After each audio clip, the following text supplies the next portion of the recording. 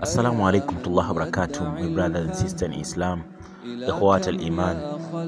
Mimi ni Haji. Leo nataka kukumbusha juu ya swala zima ya shirki. Shirki, dhambi hii imechukulika ni kana kwamba ni dhambi ndogo sana na watu wanaidharau. Watu wamekuwa wakimshirikisha sana Mwenyezi Mungu. Wanafanya vitu vingi na wakati wengine ndio wanafanya hivyo pasi na kujua ama kujua ni kufanya kusudi. Sasa hivi kumekuwa na mtindo mmoja mkubwa sana na mbaya zaidi. Watu wanakuwa wanaenda katika madhabahu za dini nyingine tofauti, wanapewa mafuta na maji. Badala ya kumwamini Allah pekee, wao wanaamini kwenye mafuta na maji. Lakini hao wengine wanaenda hadi kwenye mizimu, wanapewa vihirizi, wanapewa vinini, wanapewa madawa nuizi wafukize katika majumba yao, ambapo kuna uchawi, kuna nini, wafukuze uchawi, sio mendegani wanapewa. Wanasahau kwa Allah anatosha pekee. Leo nataka kukumbusha jambo moja. Nini maana ya shirk? Shirk ma huwa shirk? Nini shirk? Huwa shirk huwa ibadatu khairu lillahi azza wa jalla. Ni ile hali ya kuabudu kitu chengine tofauti na Mwenyezi Mungu.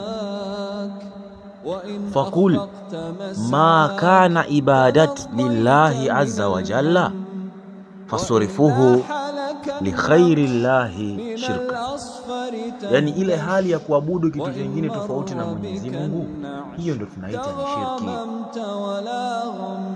Wa qaulu Allah Ta'ala, na kauli yake Mwenyezi Mungu mtukufu katika kitabu chake kitukufu cha Qur'an, the proof for is Allah saying,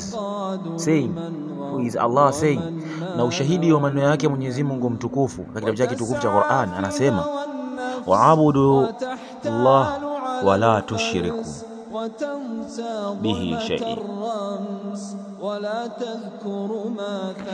kwamba umwabudu Mwenyezi Mungu and worship Allah alone, umwabudu Mwenyezi Mungu pekee, wala tushiriku bihi shay'in, na usimshirikishe na kitu kingine chochote.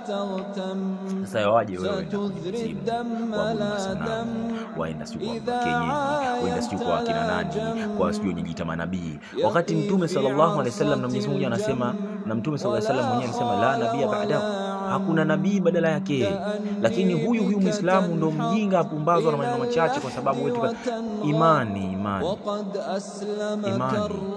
Una imani, unategemea mambo yako yatafanya, una haraka ya kujibiwa maombi yako, kuwa na subra.